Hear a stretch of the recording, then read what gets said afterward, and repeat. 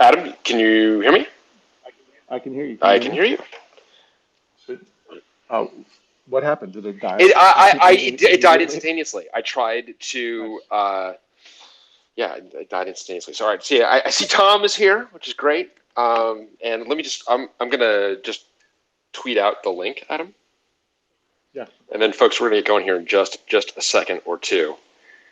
But you need like some intro music or something. I don't know. I've got a lot of requests for More production values. just a little bit. Hey there. Should we have a soundboard for Goofy's things? Uh, hey Tom, good to meet you, and I'm delighted that you installed the mobile app just for this occasion. I Yeah. feel very honored. Who is this speaking? This is Adam. Adam. Nice to meet you too. Well, the thing is great is that like Tom is a Twitter employee, and we were able to do something that his own W-2 could not achieve. Get him to install the Twitter app, which I thought was pretty cool. I have a strong aversion to apps in general. So. Yeah, I can't blame you, and thank you for highlighting the right folks. And I saw Tom Kilolea joined. Tom has also been pinged a bunch of the Twitter Spaces folks, which is great. I had a really good conversation with them actually last week, and they've got was fun. So fortunately, where they want to take things is exactly where we want them to go to facilitate conversations. So it's gonna be fun. So Adam, are we recording? Are we? As far as I know, we're recording. I see the thing bouncing around on my computer, so it seems to be recording. And I feel like there are a couple of like fish fans holding up their like tape recorders up in the audience, according to some Twitter mentions I've gotten. So I'm delighted to hear that if my recording fails, someone else might have my back. Excellent. Okay, that's great. So so this is not going to be. And Tom, I know you went to a like anniversary of SPARC. Like what was it? A 30th anniversary of SPARC? Yeah. So it was like 4 years ago. How uniformly positive was that? Because I don't feel this is going to be uniformly positive. Just Oh, no. Well, go ahead. That was uniformly positive, except for people who don't like Oracle. Right? Yeah. Of course. That's just red meat. Yeah, of course. But I feel like I don't know. I feel I have a complicated relationship with SPARC. I don't know. I don't know, Adam, what you kind of felt, Tom, what you felt about it, but there are things I really loved. It was an amazing achievement for its time, but there were some nasty trade-offs made. So, and Brian, before we get too deep, it's probably worth as we get to 5 o'clock, just mentioning how we got here and the inspiration for this SPARC themed. SPARC themed days. Yeah, so we got here because we in Illumos, which has inherited the Solaris and System 3 and 4 heritage before it. Illumos is turning off the SPARC support. We are de-supporting SPARC, which I thought was a kind of a non-event, but it ended up being like a top hacker news story. So it's like, okay, and I can see why. I mean, I can understand why. Because it's more for what it represents, of course. But we, it was a struggle to maintain SPARC support for Illumos, for the developers, and no one really had a SPARC box. And I guess they've become very expensive on eBay because they are, and I mean rightfully so. They're good boxes. I mean, an SS2 is still the most rugged thing that humanity has ever built. Prove me wrong. SPARC Station 2, those of you who, and Tom, were you still at Sun with the SS2 was developed? Is that? I don't even remember. I was definitely there. Probably SS1 was like 89, so I left in 94. So there was plenty of time for more stuff. No, okay, yeah, definitely. All right, so Adam's asked about the origin, so that we thought, this would be an appropriate requiem for SPARC, because I know that NetBSD will still support it and so on, but it's an opportunity to reflect back on our wounds. Tom, I have to ask you about a story that Steve Chesson told me that I would love to know whether it's true or not. I'm not sure if you're gonna be able to speak to the veracity of one or another. There is no photography allowed in the Bring Up lab. Back in the day, you go to in the SMCC lab. There's a big no flash photography. And the way Steve Chesson told it to me they all gathered for a group photo around campus, which was the first SS1, I believe. Right.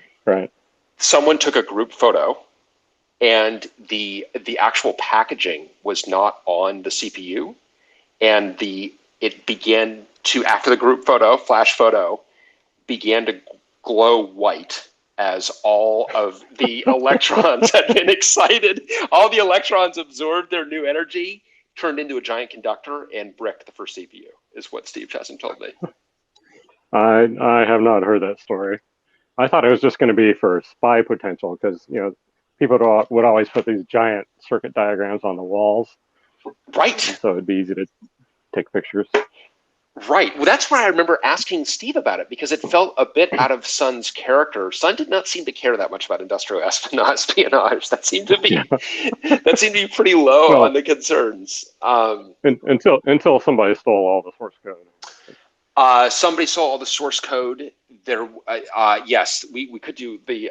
There were a couple of acts of industrial espionage that were. I was. So, Tom, do you want to maybe talk about some of your first exposure to SPARC? I definitely want to. First of all, this wake is not going to be complete without talking about some of the real causes of the eCache parity error. So I just want to brace any and all attendees. If you were a Sun customer of a certain vintage, your eye begins to twitch when the eCache parity error is mentioned. So we'll be hitting on the SPARC bugs too. But maybe, Tom, you can kick us off with some of your first exposure. So for those of you who don't know, Tom is employee number 8 at Sun, right, Tom? Right. And you. Yeah. And so. Yeah. Go ahead. Well, so my direct SPARC involvement was really at the very beginning, making sure that I/O architecture was possible, I/O interrupts, that kind of stuff. And then I really didn't have much to do with it after that, other than it being one of the many processors in the fleet, because we had all the 68,000 stuff. We had 386 for a while, so processor architectures were always coming and going from my point of view. Interesting. SPARC was just kind of one of the masks for you. Yeah, but the amazing thing about SPARC is the first SPARC was not the SPARC Station 1, right? That was a fairly advanced system, but it was a Sun 4 board that was just like the Sun 3s, and the processor chip for that was really just gate arrays. So it was really amazing that they could get the clock speed up, and the rest of the processor was so freaking simple that it hurt the architecture for a long time. And how SPARC was this one of the brief moment in which SPARC had a faster clock than the competition? A time that Adam and I don't really recall that clearly. Yeah, I don't recall any of the numbers either, but it was a heck of a lot better than what we could get out of Motorola. Interesting. So my first SPARC, I think, was 25 megahertz. Coming out, I think I had my 16 megahertz 386SX, and it was 25 going to 40 on SS1, if that makes sense. And that's as an undergraduate. To me, what was compelling about SPARC, did you have favorite features about SPARC, Tom, in those early days, from a software perspective? Oh, favorite? Oh God, no. It was. I never did like the register window. Okay, here we go. We got right there. That's good. That's good. We went right there. Okay. Cool. So you do not like register windows. Tell me why. Oh, it's just too hard to deal with the interrupts and the spilling and predicting performance and blah blah blah. But the mind-boggling thing about that most people don't know about the first SPARC is that there was no integer multiplier divide. There was. Wait, really? Really? Really? So did it trap on those instructions? Go on. How did that work? Yeah, it would trap on the instructions, and it turns out most multiplies and divides in source code are by some constant, and so the compiler could optimize those pretty nicely. I feel so decadent. I've just been sprinkling multiplications around my code for years. Just letting some trap handler clean them up.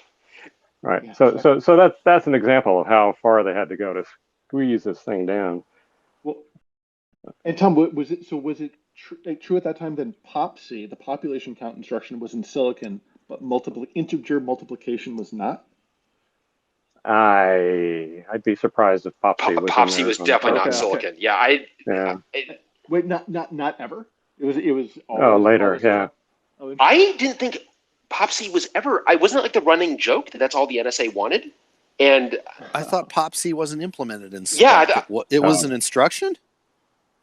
Yeah.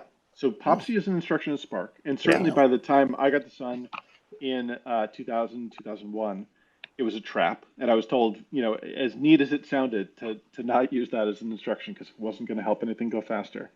But I assumed at some point it had been silicon, but maybe POPC had just always been, always trapped into the kernel. that was the NSA instruction, was my understanding. Yeah. Tom, is that your Yeah, understanding? absolutely. Yeah. Actually, I've been reading about the stretch machine and harvest at the NSA. It was all the same pop count stuff from the early 50s. I never understood how you could use POPC to perform evil or to intervene in foreign civil wars, but apparently you can. I don't. It never really made sense to me why POPC was used for dastardly deeds. That's why you're not a spook. That's true. This is why I couldn't hack it, because I don't. Right. Do you want me to see if I can find out from Bellevin Blaze or somebody else like that Sure. later? Yeah. Okay. I'd be curious to know what why POPC is so nefarious. But so yeah, I don't think it was ever implemented in silicon, but I may have been wrong. So all right. So Tom, you did not like register windows because you had to go deal with them. Because dealing with and this was the debate between Roger Faulkner and Jeff Bonwick at Sun about register windows. And Tom, you should know that you were on now the late Roger Faulkner.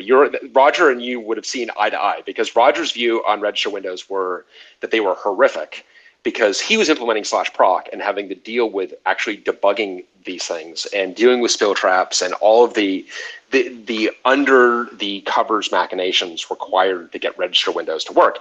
But Jeff's perspective was, these are great. Like, I need some registers. I just save. And then I restore later. And it's like, I get it. It's a problem for someone else, but you know what? That's your problem. That's not my problem. Yeah. Yeah, if you're trying to look into some other process and look at the stack, it's like, well, good luck with that. Well, yeah, sorry, Adam, go ahead. Or trying to diagnose performance pathologies as you're fluctuating between spill and fill traps. Right. Yes. Oh, and Adam, I mean, we've got to talk about Detroit's fish. About the. Obviously, that's the whole point. that's right. That's right. Sorry, here. Go ahead, please. That's right. Well, I mean, so register windows, just for the uninitiated, SPARC has a bunch of registers, way more than 32-bit x86, and then more that you could even see. So you would save to rotate through the windows and restore to rotate back, so that every time you get a new function call, you'd get a whole new collection of registers, and the output registers from the function that was calling you become the input registers for you. So it was sort of neat. And I don't know if, Brian, this is your feeling as well, but it's just great. And then as you dug into it, it had all these pathologies. Like, you had a fixed number of registers, and if your function needed more or needed less, you can adjust that, and you're using resources inefficiently, blah, blah, blah, blah. But as Tom was alluding to, when you want to know the state of some other process or some process that's running, you have to flush those register windows to the stack, to memory, to be able to recover the stack trace. And so in dtrace, we often wanted to know the value of registers buried in the stack trace.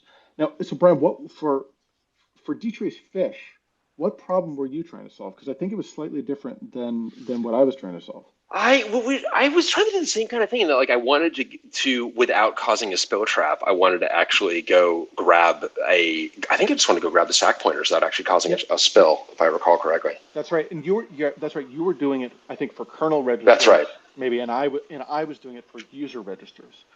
So one of the other kind of esoteric characteristics, or at least now esoteric characteristics of the SPARC instruction set, was the delay slot. So you would take a branch, and then the instruction after the branch would also execute. So we had sat around in the kernel development team, we sat around the lunch table talking about how crazy it would be to have a branch that executed right after a branch.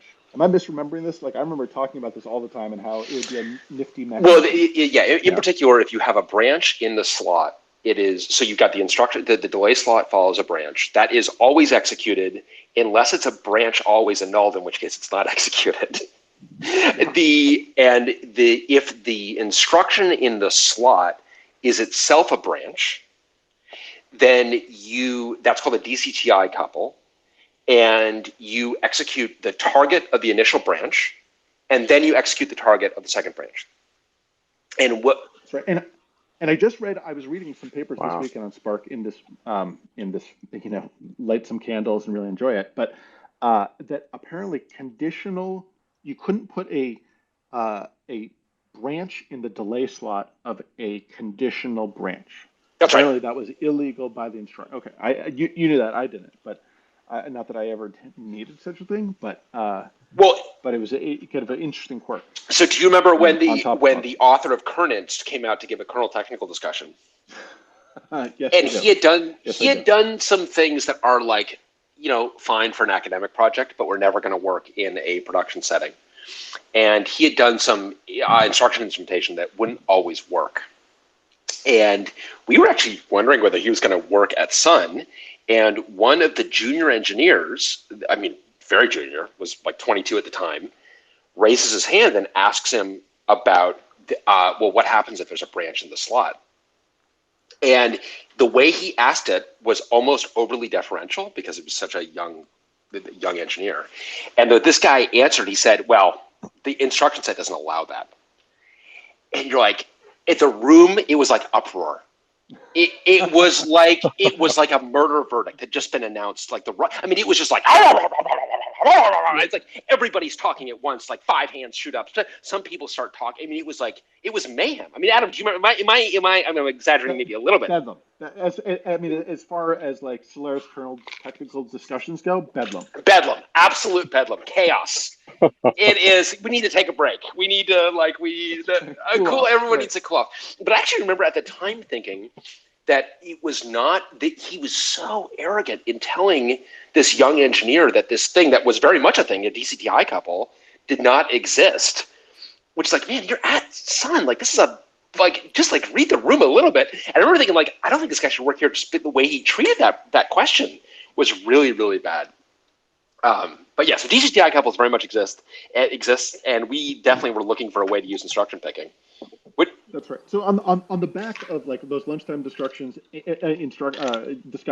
and then us both wanting to go, grovel through these register windows to pluck out particular instruction values, or pardon me, register values. Independently, we both discovered this, or invented, or wrote this mechanism to rotate through the register windows by hand and then use instruction picking to pluck out the specific register that we needed. Because after trapping into the kernel and executing in a virtual machine, we decided it would be much too expensive to flush the windows to the stack. And like Mozart and Salieri, and I'm not going to say who's who in this, we had both developed this in parallel, and each of us were very proud of ourselves. And then we compared notes, and each was convinced that the other had cribbed their work. That's right. I mean, just throwing our shoulders out, patting ourselves on the back. Right. We were so proud of ourselves. And we had to both done it independently, and it was both kind of sad, basically. And the architecture, the ice is dead. You both invented the calculus? That's exactly right. Yes. Yes. Right. Yes. Leibniz and Newton is a much better analogy because that way neither of us have to wear Salieri. I went back to the code, and yours is slightly better documented than mine. Yours gives a nod to the fact that there's something tricky going on, and there's a one-line comment explaining this very subtle mechanism, and mine is just well, obviously these 75 instructions, right, including a pile of unreachable instructions and a jump that has a branch in its delay slot. should be obvious to the uninitiated. Well, viewer. you're very kind, but yours. I think we also agreed that, and perhaps this is just an elaborate setup to get me to confess this, because I will confess this on the record that yours was first. So that's only 15 years later, 20 years later. When I went to the Twitter Spaces team and I told them Right. that they needed to build this product, Right. because I had that's all of this is. The very long game. Josh, you're either being arrested or you're in the street. I'm not sure what's Oh, going I'm on. terribly sorry. Yeah, no worries. The register window police are coming after Clulo. Yeah. You sure it just isn't the register spill cleanup? Oh team? God, boo. So an annulled yes. an annulled branch then, did it just stall for the delay slot? No, so in an annulled branch, takes the slot, but so normally the slot would be executed regardless of whether the branch was taken or not. Right, but presumably that was some sort of artifact of the pipeline. Right? Oh, absolutely an artifact of the pipeline. Yeah, so in the annulled case, was it just twice as expensive? Like, did it just twiddle for the slot? That is a good question about that. Tom, do you have any idea? That I do not know the history of annulled. I mean, that whole mechanism. The delay slot is wonky. The fact that they can be annulled is a real confession that okay, this is what a disaster this is. Actually, it's actually impossible to program. Actually, this is a mess. Sorry. Or you just end up with NOPs in the slot, right? Which is that was the classic GCC unoptimized code was NOPs in the slot. Yeah, I think this annulment stuff is pretty newfangled. I don't remember any of that. That's the comma A thing, right, in the assembler syntax or whatever. That's right. Yes. That's right. And then it had the sense of being annulled. First, what does it even mean? This is our Catholic union never existed between the source and target instruction. I mean, I think it's a super weird word to use. And then it means the opposite in the branch always case. That's right. That it inverts the meaning in the case where it's most common. So you have the most familiar. So BA, comma A never executes what's in the slot. Yep. I think I'm getting that right. I mean, I'll have to fact check. I've obviously not written in an old slot in an old branch in a long time. I just opened up my trusty SPARC architecture manual, which on the page where it describes annulled branches has a flight coupon for a United flight to Chicago from 2002. So you knew it was an important. This time capsule just fell out of my SPARC. My SPARC manual. All right, so one of the things to praise SPARC event, one of the things that in my first job doing kernel development on x86, and I had this this is back in the day when you get all of Pentium described in a single thick manual. And this thing is almost phone book thickness. I love that manual. I still have it. But it was all we printed out. And there were so many times that summer I was in the guts of x86 and the task state segment and all this other segmented memory and all this other bullshit. And I remember looking up at the super thin volume that was SPARC V8 at the time, being how did they get the higher instruction set described in so few words? And it's it could have been even fewer words because of the annulled branch nonsense and all that other stuff. It could have been even tighter. So I definitely lionized SPARC for its elegance for sure before I had to implement it in this garbage. I got to say, I don't know if this is a minority opinion, but the alternate address space. I love that. I always found very elegant. I mean, and this is such an anachronism, but in the early when we were kind of hyping up the Solaris port to x86 and then AMD 64, and sort of deciding what fraction of the address space would belong to the kernel versus the user, it felt disgusting to me. And I know that this is ridiculous that I could look down from my SPARC ivory tower on a split address space. But the fact that you had the full, whether it was 32 bits or 64 bits with an asterisk on that, and then be able to address have the full address space for userland as well. That seemed really cool. It is very cool. So the address space identifiers allowed you to do a load from a different address space that was your secondary address space. So for those of you who've done kernel implementation, you can imagine that all you do is annotate a load when you want to load from userland. It's not, and then you're in a totally disjoint address space. There's something. Sorry, Dan, go ahead. Go ahead. Keep going, bro. No. You're bringing up ASIs, and you're missing one of the cool parts about ASIs and SPARC, starting with V9 and later. I didn't mean to interrupt. Not at all, because I know exactly what you're going to say, so you should say it. I agree with it. I think I know what you're going to say. Yeah.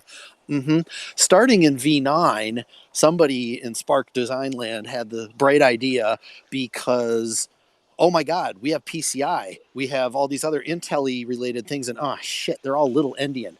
Oh, we also have algorithms that have implicit little endian bias. I'm looking at you, MD5. So you could use an alternate space identifier that would go to the little endian space of the same address space, and boom, auto swap. It was very nice in hardware. The ASIs were really very elegant, and Adam, you realize that was very prophetic because we ultimately needed to implement kernel page table isolation on x86. That's Meltdown, right? The fact that they shared the same address space was actually hugely problematic. So no, ASIs were really nice. They were really nice. Yeah. Tom, I've got a question for you on, because I saw you were mentioning this.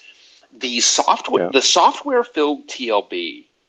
Did that date back to the earliest SPARC? Oh yeah. There was no room for any extra TLB logic, so you got it trapped and you had to figure it all out. Interesting. So that was just an area concern primarily, in terms of in terms of chip area, in terms of just like they just did not have the room to cram hardware page table walk into it. Right. And then the other really annoying feature. Not so much the processor, but the whole earliest Sun 4 architecture was the physically tagged caches and TLBs, and there's basically no chance of any coherency between I/O and processor, or even fancy processor coherency. Oh, interesting. So this is the virtually indexed physically tagged caches? Yeah, something like I forget the details, but it was just flush every time you wanted to do I/O. Oh, interesting. Well, certainly the virtually indexed physically tagged cache on UltraSPARC 1 and 2, you could have the same line be in different colors of the cache, and you have what's called a VAC conflict.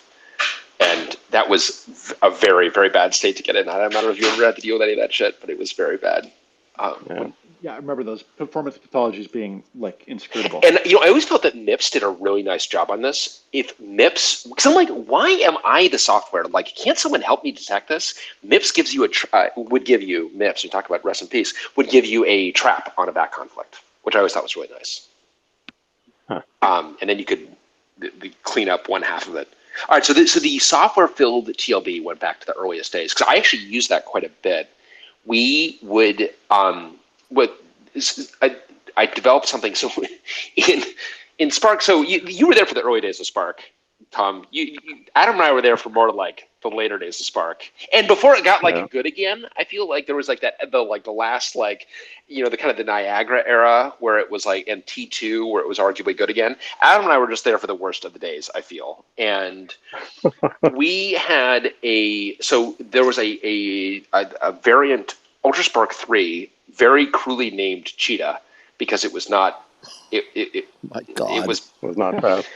It was not fast. It was slow. It was late, and it had a lot of problems. It was wrong.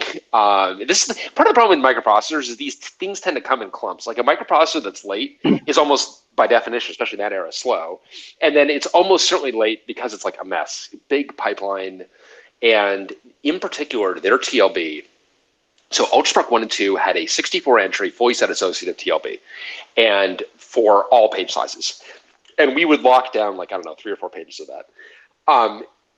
We had done a bunch of work in the operating system for large pages, especially for database workloads. And in UltraSPARC 3, they decided that, well, no one's using large pages. We actually were definitely using large pages. So we are going to have 2 TLBs, a large page TLB and a small page TLB. And the 8K TLB for 8K pages is going to be 512 entries. It's like, okay, that's good. 2-way set associative. And you're like, ooh, really? Can I have more ways, please? Yeah. Because 2-way set associativity is like, that is...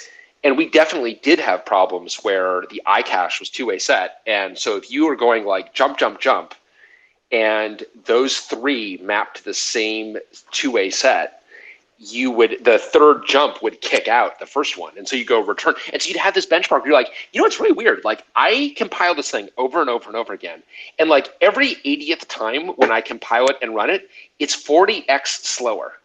And you're like, yeah, shit. But then the large page TLB, they took from 64 entries down to 16 entries, and then we had to, for other reasons of other things being broken, we had to lock like 5 of those entries down. So you end up going to this like super tiny TLB. You end up basically, it was a huge step backwards in so many different ways. It was bad. They had fewer register windows too in Cheetah. Oh, right. So you'd spill more often. That's right. You'd spill more often. Did you, Adam? Did you end up locked in any of those meetings? Was I the only one? Did I dive for the team on that one? I think it was just you. I think I was next. You pulled me in on the next one, the Panther meetings, right? The Panther meetings, yes, and that was in 2000. I want to say in 2004, maybe. Would that make sense? But you were going to talk about A-Trace, I think. I was talking about A-Trace. Yeah. So in particular, they had built Cheetah, a microprocessor built. This is like in 2003. They had built it on traces from Sun 4M running Sybase. That's how they had kind of concluded that no one uses large pages. So they were running software that was from 1994 at that point.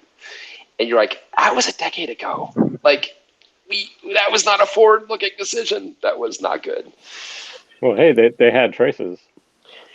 They did. Yeah, I guess that's why. There you go, Tom. Glasses half full. But yeah, had traces. Right. Yeah, that's right.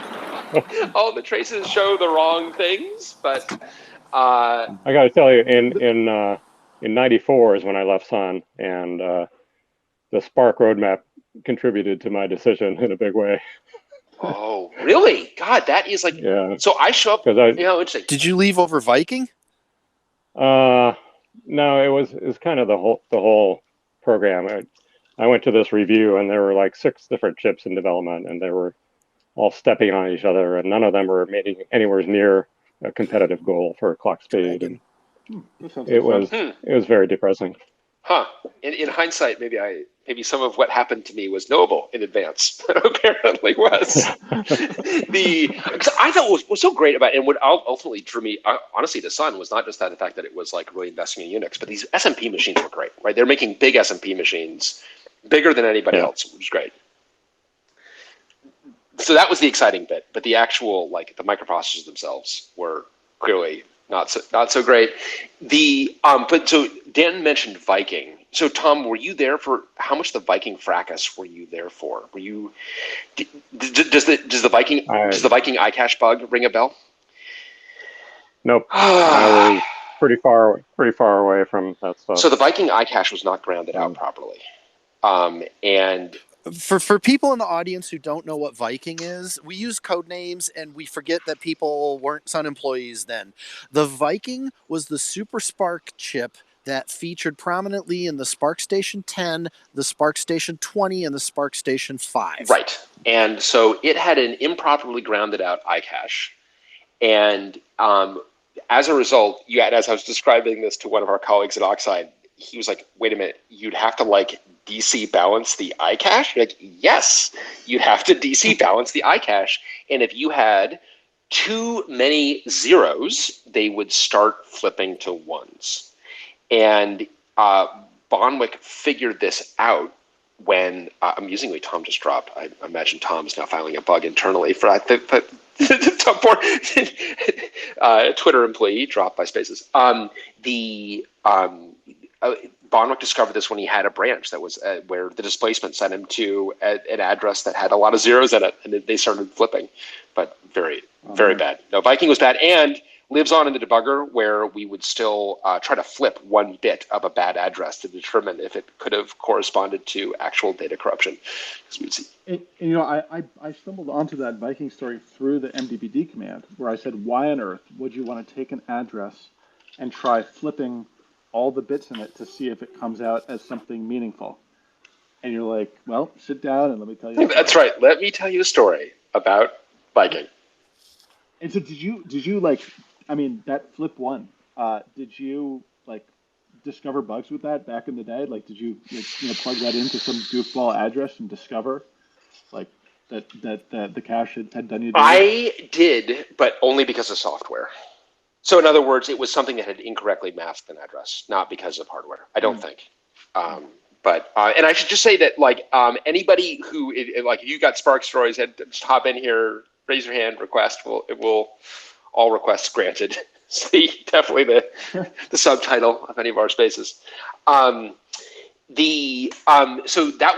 Viking was very bad, and I mean Tom quit as a result, I guess. Tom Lyon, the UltraSpark arguably saved the company. That's when I showed up, or not arguably, indisputably saved the company. And there's Tom.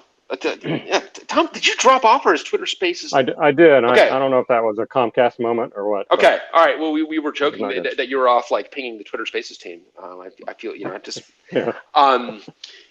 So Tom, and amazingly, the company stayed afloat through what was a very, very rocky period of Sun4M. Sun4U, UltraSpark, definitely worked, or seemed to, and was great at 167 megahertz and at 330 or whatever. But I think it's when we got to about 400 that we started seeing eCache parity errors. So if you were a Sun customer during this era, all I can say is that I personally am sorry. Every Sun employee is sorry. We're really sorry. We saw.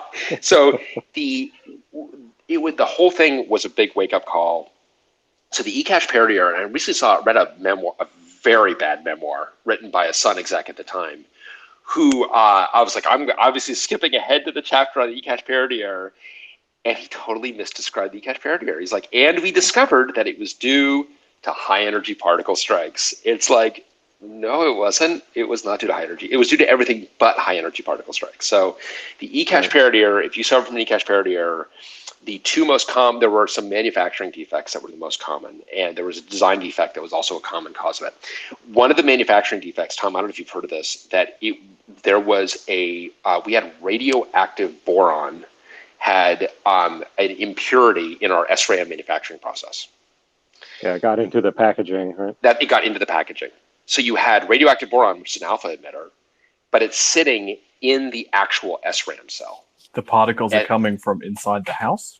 The particles are coming from inside the house. And was there ECC on that SRAM, Brian? There was parity, not ECC. Parity. Oh, I see. Because ECC takes another clock to compute. That's right. And so you would get, but Adam, you love this, that you get a parity error, right? So we have a parity error. So what do we do now? And apparently the SPARC approach to errors was really like, I just hope they don't happen. And in particular, you would take a trap, but you would not be in an architecturally coherent state when you took a trap. So it's like, as it turns out, there's actually nothing you can do with this trap. You've got no way of knowing what the architectural state should have been. So you basically have to die. But the problem was that, and this is something that it took a long time to figure out. People didn't really internalize this.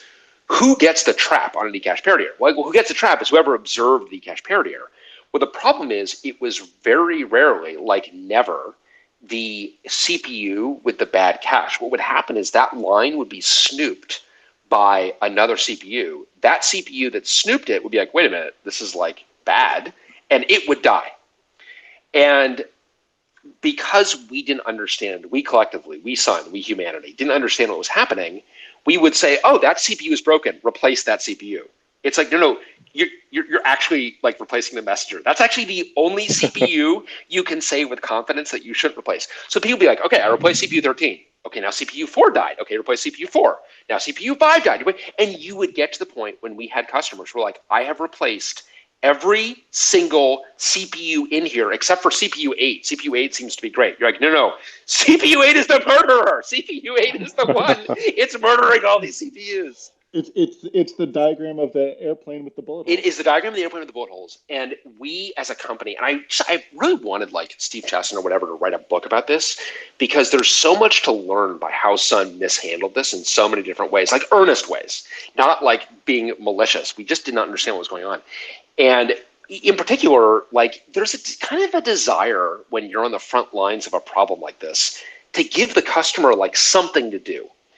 And you're not necessarily trying to deflect blame, but that's what it comes across as. And we had a customer in Europe who we said it was, this is due to dust. It's like, dude, dust. He's like, well, yeah, I think there's dust in the data center.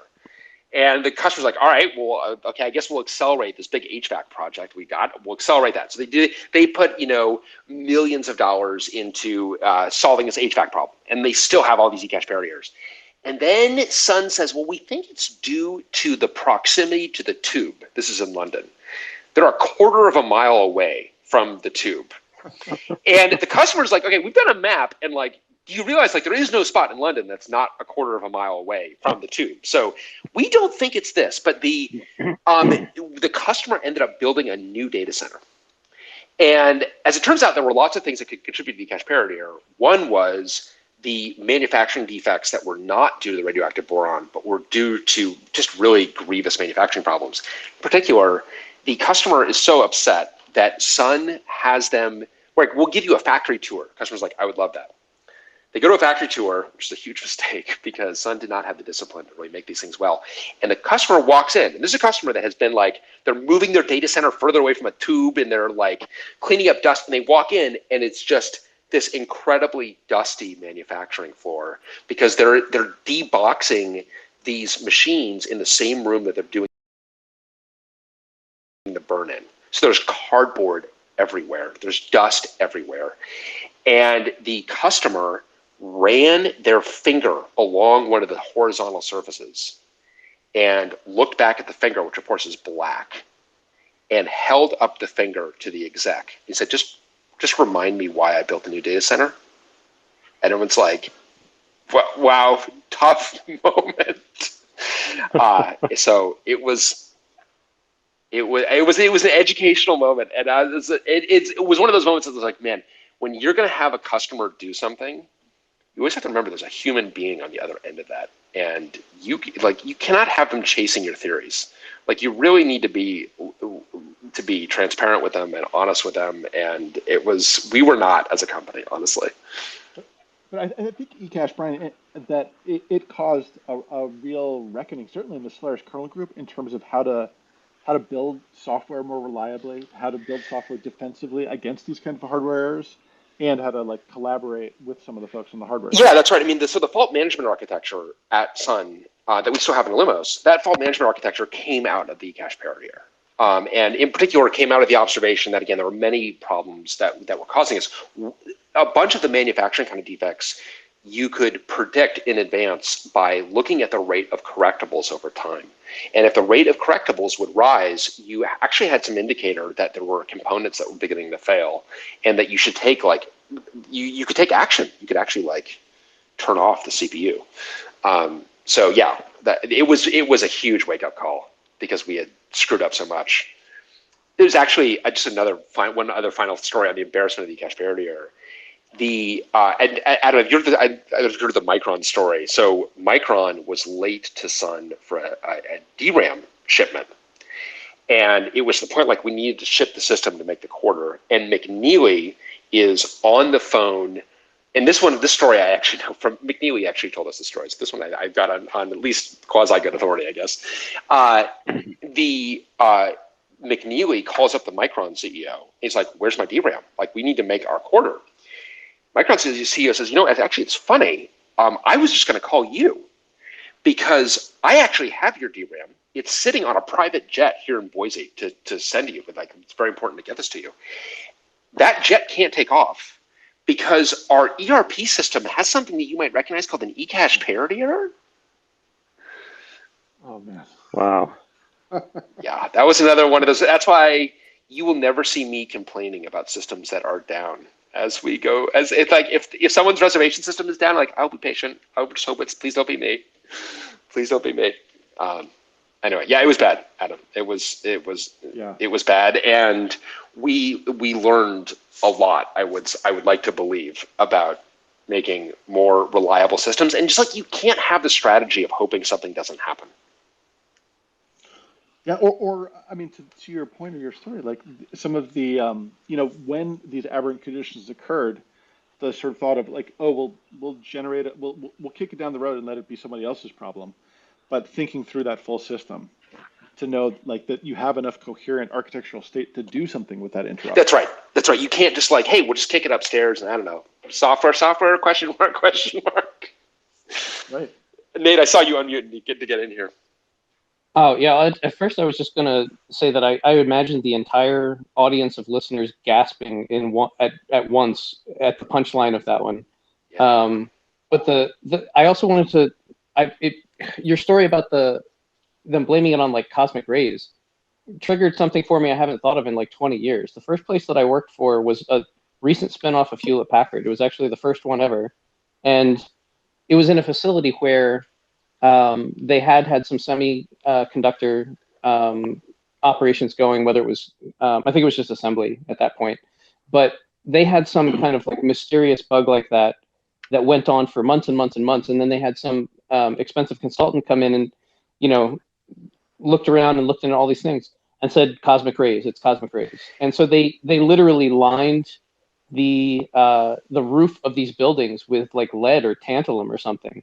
And it didn't change the error rate at all. And that's what it made me think of. Oh, interesting. So that must have been like an in vogue, thing to go to if you were a consultant and you couldn't find the answer. Well, I mean, obviously cosmic rays do exist. And I know I saw Rick Alter join. I know there are definitely stories of where the hyperscalers, AWS, Google, and so on, can see sunspots by seeing higher instance of errors. Like they definitely do exist. But because it is very hard to verify that is and ultimately, it's kind of like, I found a bug in the compiler or I found a bug in the operating system. It's like, maybe it's a bug in your program. Exactly, maybe. Yeah, so you need a really statistically significant number of data points to convince me that's, coming from the other direction. I think the earliest hints, though, were the failures at Los Alamos and at NCAR, which are both very high altitude. Well, that's it, Tom. And I think that with the eCache parity error, the reason that this myth got hold, like, oh, it's cosmic rays, and the physicists that were looking into this is like, no, it's not higher in Denver and it's not higher in Los Alamos, because if if it's not higher at altitude, like, go fish, you got something else. And you can't have cosmic rays, but it's not likely by any means. Right. Hey, Brent, is it kosher to talk about who the manufacturer was? Oh, definitely. I feel like, yeah. Yeah, go for it. I mean, you told me. You're getting my fingerprints on the revolver? Yeah, so, all right, well, you should know also that that we were being just absolutely just demolished in the marketplace, justifiably so, for this really grievous error that we were then mishandling. And of course, like, who are we competing with? Well, we're competing with like HP Superdome, and we're competing with IBM Power. And I mean, IBM is just rightfully just going to town on us. I mean, I think the IBM sales reps IBM sales reps got paged on an eCache parity error before Sun did. It's like they managed to show up. And so IBM is just absolutely feeding on this.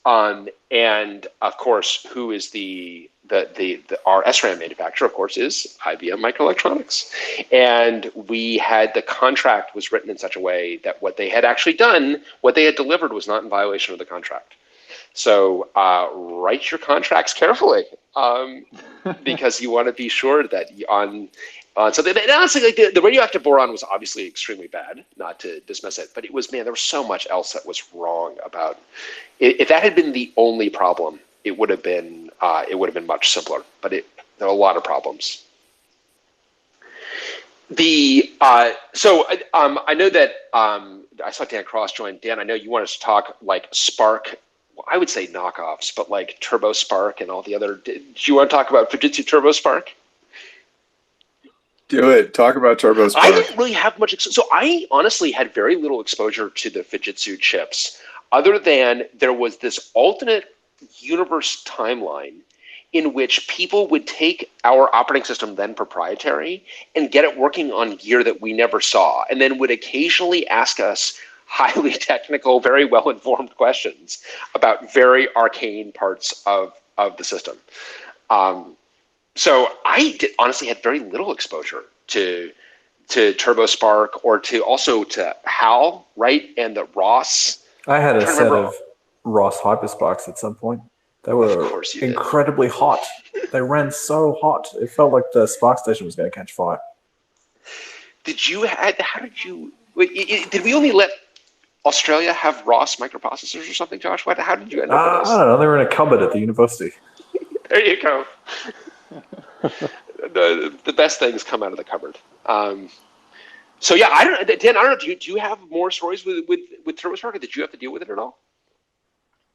Not really. I have a Spark Station 5 down in my basement that I haven't powered up in like probably 15 years, and it probably needs to be recapped and all of that good stuff. But I'm just curious if there were any stories around that. I mean, that one was notable to me because it came out around the time of the Ultra One, and it was 170 megahertz part, but presumably Sun 4M microarchitecture, and produced by Sun as a Spark station. And I thought, oh, that's kind of interesting. And I just assumed that was a Sun part, but then I just looked it up and it was a Fujitsu. It was a Fujitsu part, yeah. And Fujitsu and Sun and TI and there were some very weird, because Sun was fabless. So there were very relationships that I didn't have that much insight into, honestly. But yes, they were very fast SS5s. I can tell you from the inside of Sun, I got a choice between one of those coming in and a 143 megahertz Sun 4U. And there was no question that I wanted the 143 megahertz Sun 4U. It was going to be the box I was much more interested in. A little dual processor that was an Electron that used to watchdog if the table ever got pounded, because it was and so whenever I was upset, I would pound the table because I was frustrated at myself about something, and then the machine would watchdog, which felt very appropriate. But I was like getting punished for losing my temper at the machine. The Ross Sun 4M parts were people who had Spark 10s and hated them would buy Ross parts and like, oh, okay, now it doesn't suck. Well, or apparently it heats your cabinet in Josh's case. They were. I think there was like my first job out of grad school, there was a lot of Sun 4M lying around, and one of the 10s was that, and it was kept in a cooler place, like a machine room. So then we had, so after love if we've got any stories on those. I did want to talk about, Adam, when you and I were dealing with Panther, what became UltraSpark 4, and we would get on these con calls, and they were all voice at the time, obviously the Polycom, and there was and I guess some things just never changed. I feel like we're still in this mode. I remember Adam and I were on a call where there was a tapping sound. And they spent 15 minutes trying to debug where the tapping sound was coming from. And we're like, we are screwed. We can't we literally cannot run a conference call. This is not good. I don't know, Adam, what your thoughts were at the time. I mean, it was sort of early in my career at Sun, and just seeing how that particular sausage was made very, very slowly by folks who, as you say, couldn't run a conference call, it was discouraging. Although, not necessarily in our defense. For every subsequent conference call that you and I were on, we would spend the first 5 minutes tapping our fingers on the Polycom to recreate. Yeah, I think right. We were very tempted. They had created a perverse incentive where we actually wanted to create a tapping sound just to watch them debug it. It was so entertaining. It was really terrible. What was wrong with us? What a bunch of brats we were. Exactly. But Panther, I remember thinking wow, this chip is going to be amazing when we stick it in a time machine and send it back to 2001 when it would have been competitive. I mean, it would have been competitive in 2001. It would have been amazing in 2001. But that's how all those processors were. And was it Eagle that went into Millennium, or do I have that backwards? It was Millennium that went into Eagle. Thank you. Yeah. I believe. And Millennium was a canceled project, UltraSpark 5. It did not go well. I don't know. But it was canceled in by the Oracle overlords, much belatedly. Was that? No, that was Rock. That was Rock. Rock, right. Rock. Which, do you remember what Rock stood for, Dan? No, I don't. Okay, so IBM had their IBM Regatta, and that was a Regatta on a chip, ROC. That was Rock. Not exactly, Adam. That's exactly the right reaction. Kind of like a fatigued exhale. That's what we're doing right now.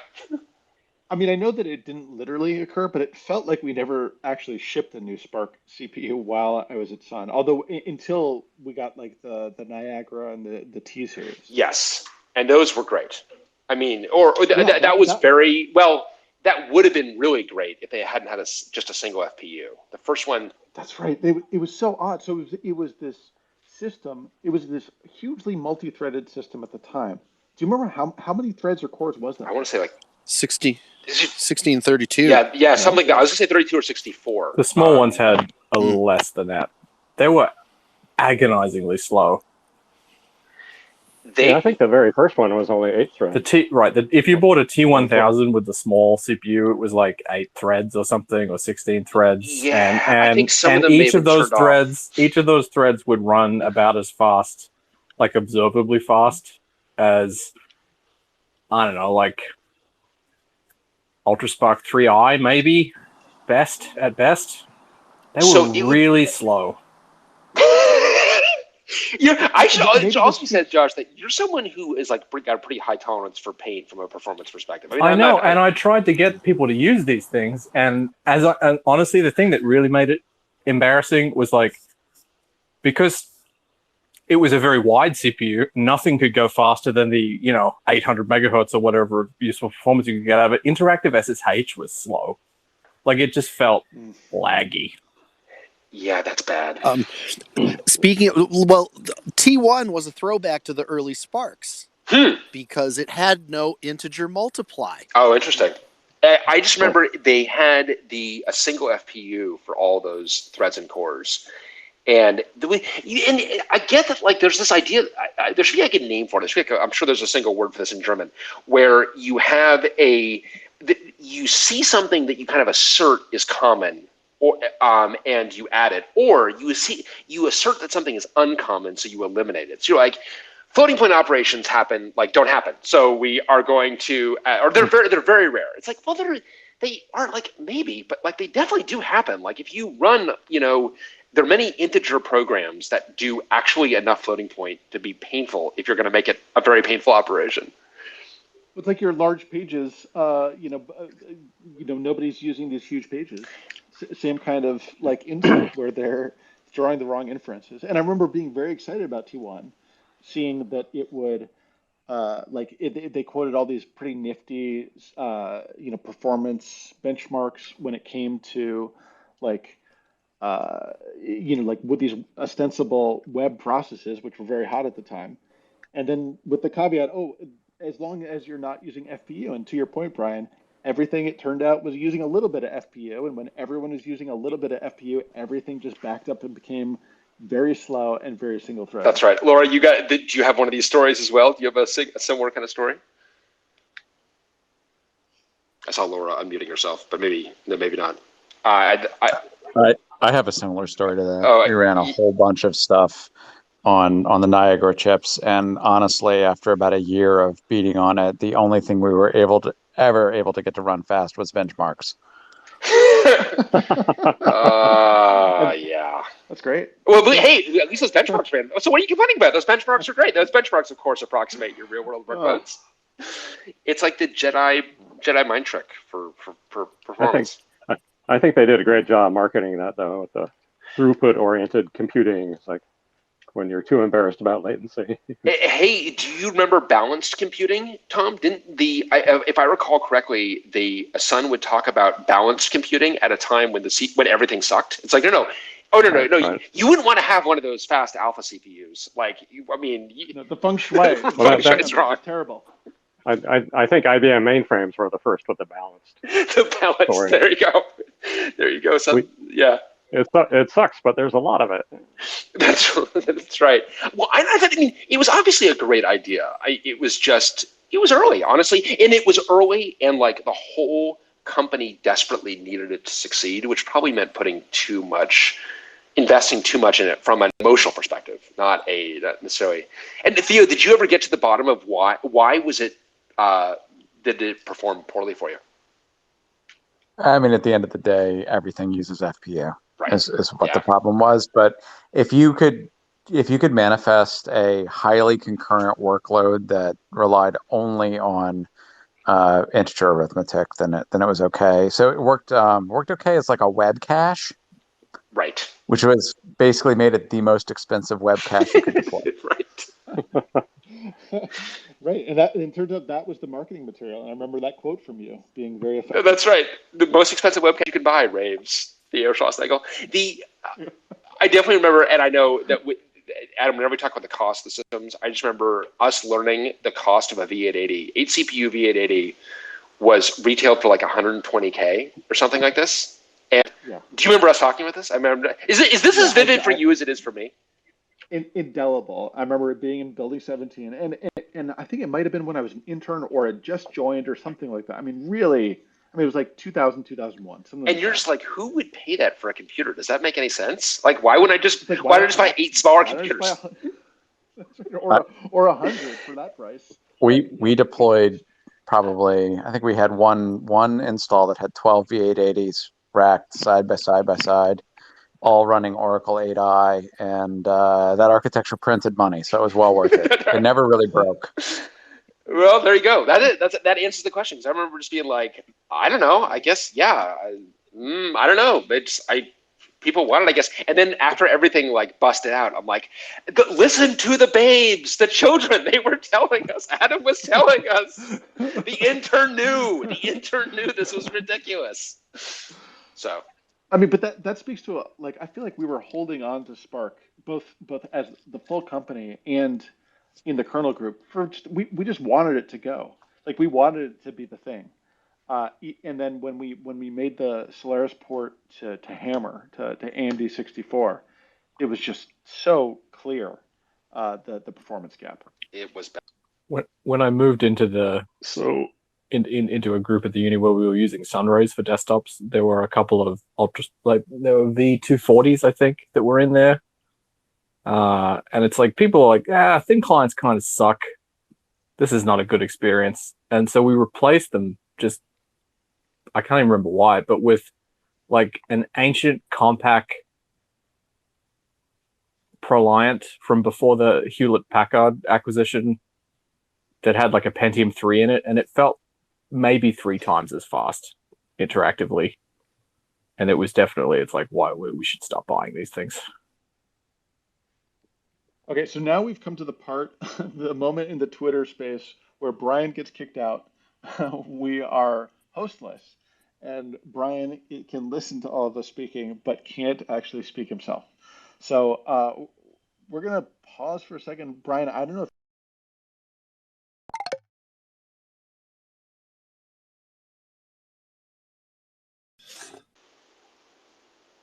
All right, Adam, you there?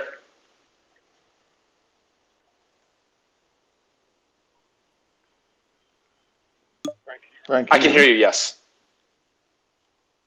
Yes, and I'm approving all comers. So if you've got something to say, I want to talk about SPARC. Definitely, just request to speak. Are you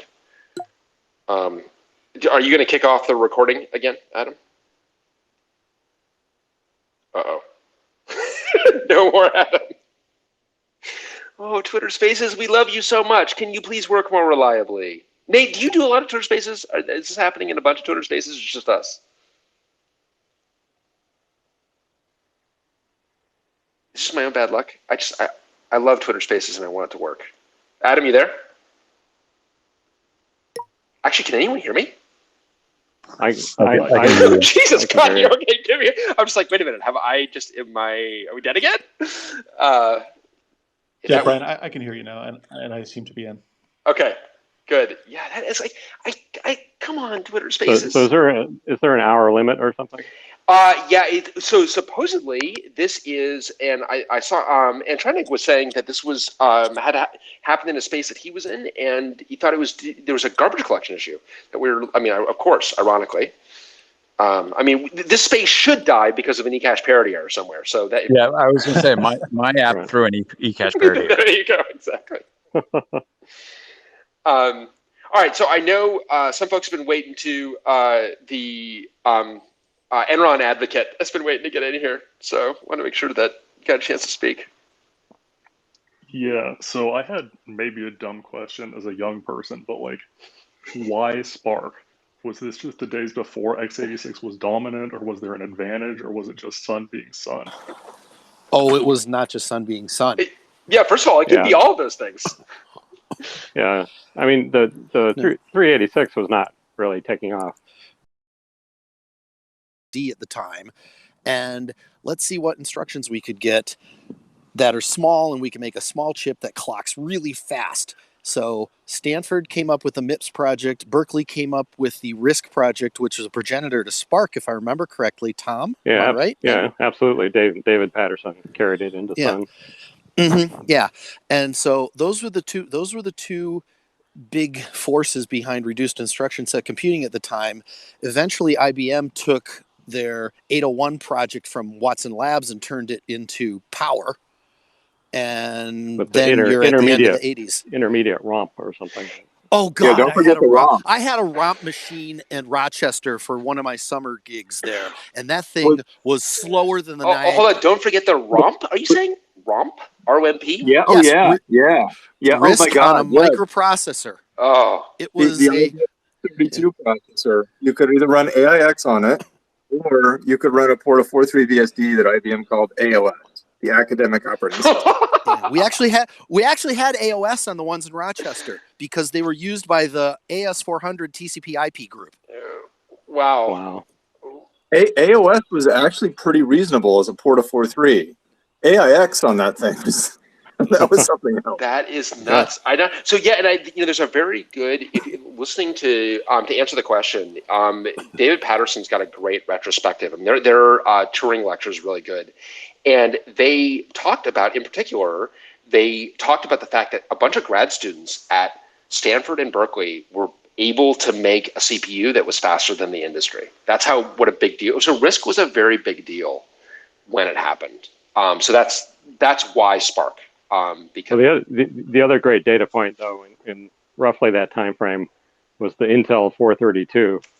Yes, where they completely forgot about performance, and it was just ridiculous architecture. So I know I'm in the right room because I was actually going to bring up the Intel 432 earlier when we were talking about removing things that they don't think are needed, and the 432 architects felt that the only constants you really needed were 0 and 1.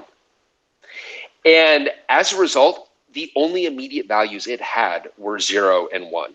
And Robert Caldwell, in his, what I still feel is like one of the greatest papers ever written on performance considerations, architectural performance considerations in the Intel 432, whatever it is, we'll link to it. Great paper. But he says that this assumption is, quote, almost certainly in error. So because Tom, you guys were watching the 432 from Sun's perspective. You must have been like, what are you guys doing over there? Yeah, it was kind of a little bit before Sun, but because I know because my wife came to work at Sun from that group in early '83, so it was already a laughingstock by that time. Tom, I have so many follow-up questions. Your wife came from the 432 group? Yeah, marketing. But this is like, so for those of you who don't know, Tom, I want to make a documentary about your extended family. So Tom is from like one of like, I think 10, right? You got 10? 9 kids. 9 kids. And Tom's brother was one of the people that invented the optical mouse, or invented one of the optical mice, invented one of the optical mice. Right. But I had no idea that your wife worked at the 432. That's great. And on the marketing department, man, no wonder she was at Sun. She must have been like, hey, are they hiring over there? Because like, I got to tell you, marketing this thing is not fun. Yeah. That is great. So do you have 432 manuals, or does she not allow those? Are those not permitted in your collection? I do not have any manuals. I have several of the chips encased in lucite. You've got several of the 432 chips. Yes, because they were like handouts because they couldn't actually sell them, so they put them in lucite. I imagine that hurts the heat dissipation. That's right. Yeah, you have no problem powering them. That's amazing. Oh my gosh! Wow. Okay. So I know there are a couple of other people that were, and trying to get a couple other people that were joined us. So chime in here, folks. If you have any memories of SPARC. Yes. I'm too young to even remember SPARC or even close to that. But I have a question on the follow up on the why Spark question. So my mentor, who they used to smuggle books from the States to the Soviet Union back in the day, that includes a lot of the Unix manuals. And one of the discs that I found when he, gave me everything that he had was something of a video of Bill Joy in the 80s. And I just tried to find it, and it has even less than 1,000 view. I was trying to search on YouTube the the open group imperative, but apparently the video is called the open system imperative. And the thing that I just remembered about it is that he was talking about that because a Spark has a lot of registers, it would allow more performance for high-level programming languages, and including machine learning in the future. That's what he said when I watched the video years ago. I still don't understand that. Like, did they actually had this kind of a vision when they were building Spark? Tom, Tom. That one's going to you. That's I. Wow. I do not recall any discussion of machine learning in the 80s. I remember, AI was still talked about by all the Lisp people, but that never went anywhere. But if until the 90s, then AI became American Idol. If we're going to praise, though, Bill Joy, we're going to have to DC balance him with the Future Doesn't Need Us article that he wrote in 1997 in Wired that resulted in basically me having to talk my mom's book club off the roof. This is where he maintained that, like, the robots were going to kind of take over everything. And I'm like, and my mom is like, no, Brian works for this company. So, like, this guy's clearly right. I'm like, no, Mom, he's not right. Sorry. It's like... I don't know what kind of drugs he was on that. I mean, definitely visionary though. And that's amazing. Is that video online, or did you find it available? Yes, I just found it. It was uploaded 5 years ago, and it has like 500 views. And I'll share it on Twitter as well. I'd be very happy to hear stories about how they thought it would be and how it became. And I just found it that they also had an idea of a universal binary that would work on all Unix machines. Interesting. Now that's an idea that that's the jar, isn't it? The Java. You could argue that's the AS400 though. That is the System 38 at IBM did that and had. I mean, they actually did an amazing architectural transformation to Power, and without changing their binaries because they did had. This is the future system work that turned into System 38 that turned into AS400. I know that I'm an AS400 fan, but. We were asked when at Oxide we were raising around and we were asked for the best analog for Oxide. Like what's a historical analog for Oxide? And before my brain could really get a hold of my mouth, AS400 was out there. I'm like, the IBM AS400, and the VC firm was like, what? Like, what the fuck hole am I going to have to dig myself out of and explain? It's like, no, you're not. Oh, okay, no, I'm not trying to raise money for the IBM AS400. It's not a very good idea. But, I don't know, Brian. They may have had a nice architecture, but you don't need much to run RPG. That is fair. You know what I liked about the AS400 is I just love that it was deliberate hardware software co-design. I know I have once again put myself in the position of needing to defend the AS400, but I did love that aspect of it. And so, Tom, to answer his question, like, how much were people thinking about like what applications would look like in the? Because that is kind of amazing that Bill was thinking that far in advance or was on esoteric drugs. Yeah, well, Bill was all. I mean, Bill is amazing. He's clearly the smartest person I've ever known. But you never know what time scale he's operating in, whether he's telling you to do something for tomorrow or for the next century. That's funny, right? You don't actually. It's like I had worked for a guy once who would claim that he was speaking in the optative voice, which is a Greek voice in which you refer to something in the future as if it's the present. I'm like, okay, but to the casual listener, it just sounds like lying, right? I mean, can't we? Right. But for SPARC, talk about chip area.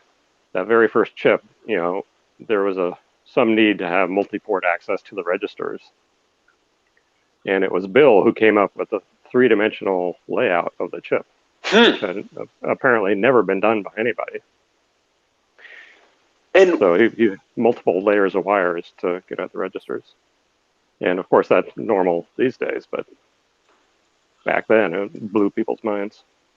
So that was the first non-planar chip?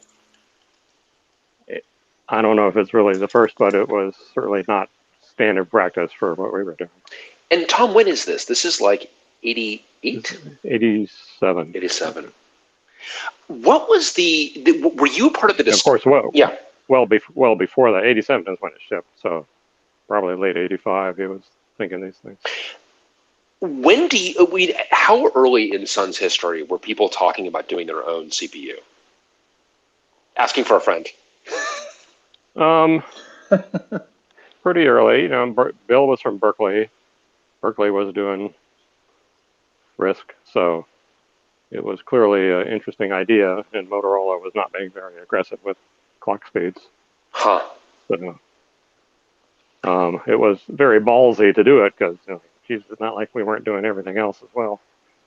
Yeah, listen to that last part. Well, which part? That we should do it? That's what I heard. I heard what Tom's saying is if you're contemplating your own silicon, you should absolutely do it. Is that not what that? That's the moral of the story, I think, right? I think wait a minute. Oh, we're at SPARC's wake. Never mind. Hold on. Wait, what? Wait, where am I again? Hey, Brian, I know a guy who's putting together a team to do CPUs, so we should talk. There you go. Well, actually, the one, if you could please ask him to dedicate his intellectual capabilities to a secure microcontroller, we would really like that. Secure hardware, as it turns out, is really, really hard. And we talked about it last week, but the vulnerability that Laura found was, and Rick did a lot of work on, I think it showed just how complicated it is to make things really secure, as it turns out. Well, I think we've all learned it's impossible to make things really secure. You could do a lot better, but somebody's going to find a bug. Well, yeah, and I think that I do feel that the focus of microprocessor development has really shifted, where it's like it's performance. It's not just it has to be performance, and there are all these other aspects of the system that I don't think SPARC really considered all that much. I don't know. I don't recall any real conversations around it. I don't know that we executed speculatively enough to be a problem. Like that was part of the problem. Exactly. Part of the problem was that we were. I remember the early days of them talking about scout threads, which was sort of early speculation. It was. That's right. I forgot about scout threads. Yeah, this whole idea of having this literal separate thread running ahead of you, which is in hindsight would not have been a great idea. And kind of died on the vine. Yeah, fortunately, they never got it working. Yeah. The other thing I did so Adam, did you find SPARC bugs? I don't think I did find SPARC bugs, Brian. Because I'm not just actually asking that as a segue to my own SPARC bugs, but shortly after I came to the company, I was working on being able to tune the system clock up. And we had decided that you should tune the clock at either 100 hertz or 1,000 hertz. So this is the old L-Bolt. Tom, you remember L-Bolt from back in the day? Yeah. And that hadn't changed. And L-Bolt would wrap after 248 days. L-Bolt would become negative, and system software would go haywire. So my first project at Sun was fixing that problem, making sure that L-Bolt could wrap correctly, and then making hertz configurable. And again, it had already been decided there's 100 or 1,000. I'm like, well, why not higher? And they're like, well, okay. So I was like, I'm going to actually configure hertz so high that the machine no longer boots. And this was very satisfying to me to get hertz so high that the machine was only interrupting the clock, only executing the clock interrupt. And I had a little Sun 4C that I cranked up to 26,000 hertz. And at 26,000 hertz, it stopped at the banner message. And I'm like, all right, that's done. And that's very satisfying. And I came in the next morning and it was at the login prompt. And this little poor machine had been executing, God only knows how few instructions at a time, but had managed to boot. And I'm like, oh, this is great. And I hit the enter the key, and it immediately panicked. And it panicked because, as it turns out, SPARC had a problem that was in all variants of SPARC, all Sun 4M variants, because it was in the RTL that got cut and pasted, whereby you could take, Tom, I don't know if you ever had to deal with the writing to the PSR register, and then when you wrote the pill to the PSR register, the architecture manual, and Adam, if you got it in front of you, you should look at the language they use because it's so goofy. You have to have several NOPs after the write to the PSR to quote unquote quiesce the PSR. And you're like, what? Like that? What stinks? And you were getting clock interrupts. You were getting it. As it turns out, you were not supposed. It was supposed to be the case that all architectural state was affected on the right to PSR, and the NOPs were merely to do question mark, and quiesce the PSR. But as it turns out, you could take an interrupt, and the which everyone told me is like, no, that's not it. Like you just showed up, like that's not a bug. I'm like, I kind of think it is. Like I got this thing kind of dead to rights, and I remember Mike Splain reproducing it on the simulator. It was very, very gratifying. I'm like, so do I get like an erratum? They're like, no, you don't get anything. Sorry. It's like, I can't get like a T-shirt or something, or do I get no? Okay, never mind. I just get the satisfaction of having found a bug in Spark. Apparently, bugs in Spark were not so like hard to find those days. Those were not precious. But I had to get that one out there, as long as we're talking about Spark bugs. And I know some other folks had asked to speak, and want to make sure that we got if there are any other Spark memories or questions that we got through everybody. I know we wanted to be mindful of time, but also want to give Spark a proper sending off. The prom really was better than everything else that still exists today. But that prom had its origins in the 68,000 though, right? I remember having Sun 350s and you had something similar. It wasn't quite as cool as the Sun 4 proms, but it was still pretty nifty. Yeah, Open Boot started with the Sun 2 or 3. Mitch Bradley is the man. He was all hung up on 4th. So.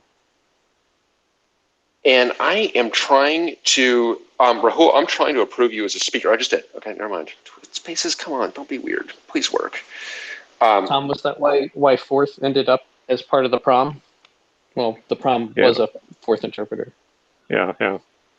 I don't know what was the compelling reason to change. It's probably looking at CPU transitions, because the original prom was all 68,000 assembler.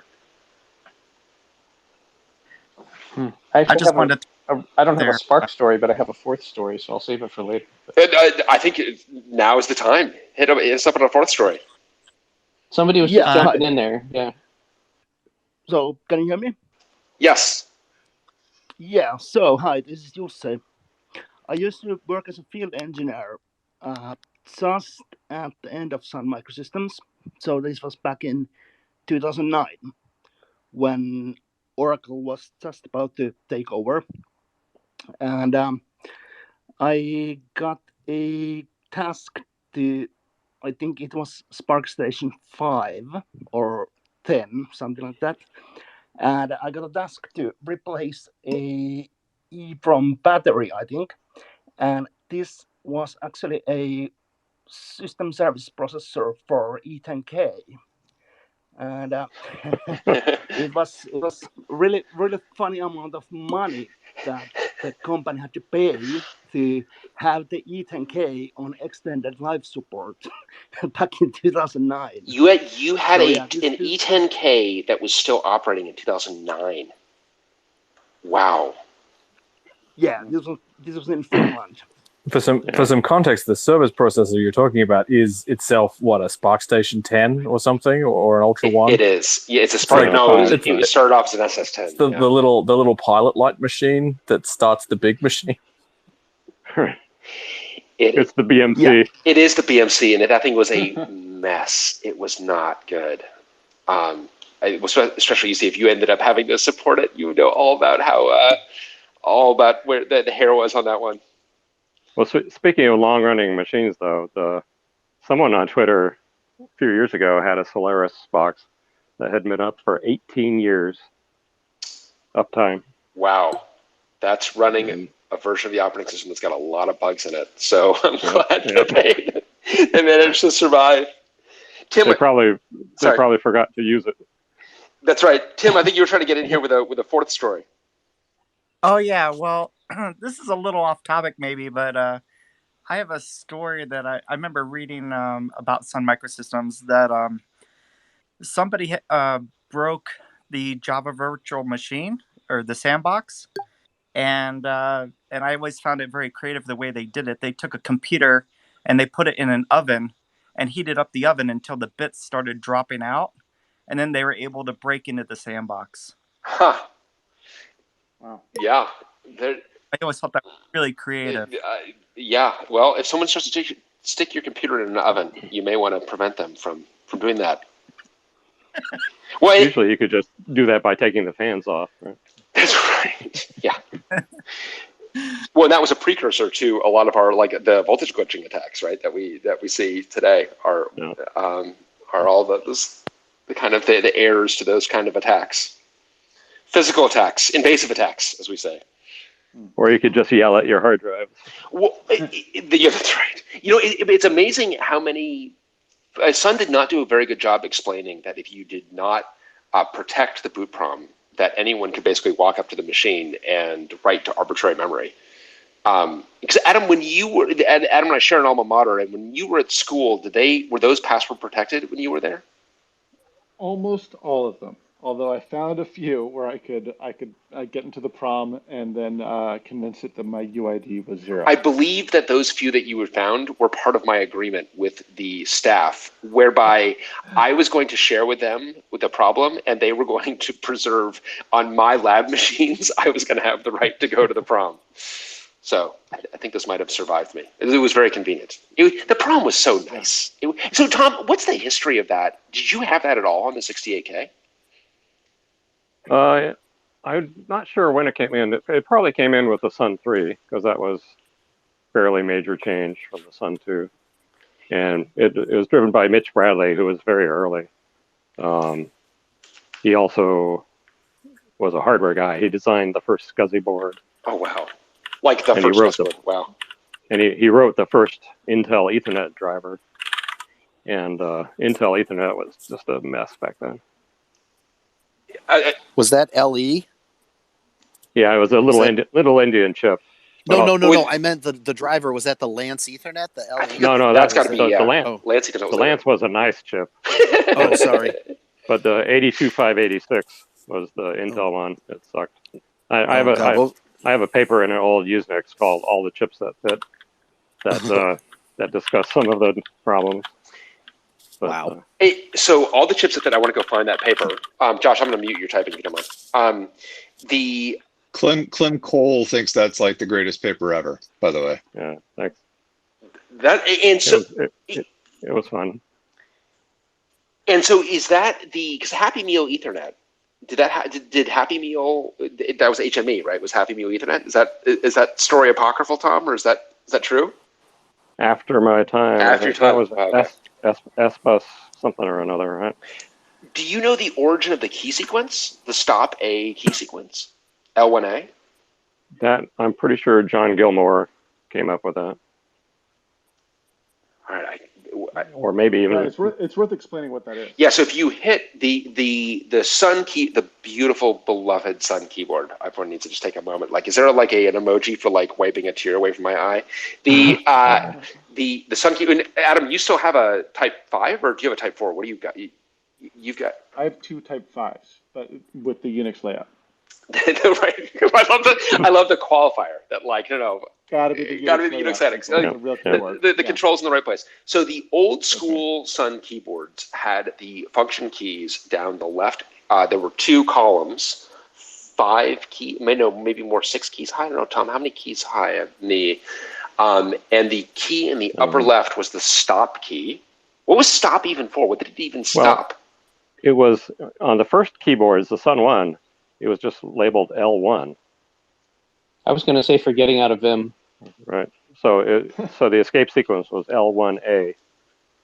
And then later keyboards, they changed the label or something. But it was always, I think it was because that key was easiest for the keyboard scanner to find. That's awesome.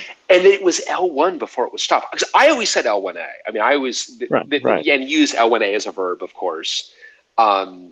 But I did not. I had kind of assumed that it was L1 after it was stopped, but it was L1 before it was stopped. Yeah. Wow. And back when the keyboard had a parallel interface. And Tom, you realize that if you have any of those keyboards, those are worth like, I mean, it's worth more than Bitcoin. Those keyboards are worth a fortune now. Certainly to the people that can't type without one. To those people, it's especially for like. Those people are welcome to come to my house and retrieve them from my basement, please. We know we were talking earlier about what applications. Dan, is that a come and take it for Sun keyboards? I can't tell if that's like are you inciting to violence, or are you? It's like you can pry my Sun keyboard out of my cold dead hands.